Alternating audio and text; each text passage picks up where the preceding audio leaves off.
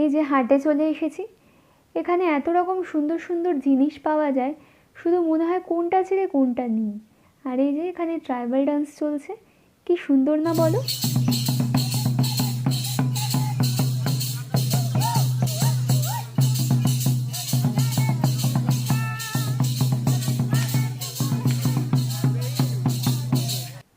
এখানে দেখো কি সুন্দর কাঠের ইজি চেয়ার, তারপর টেবিল এসব পাওয়া যাচ্ছিল, ভালোই লাগছিল বেশ।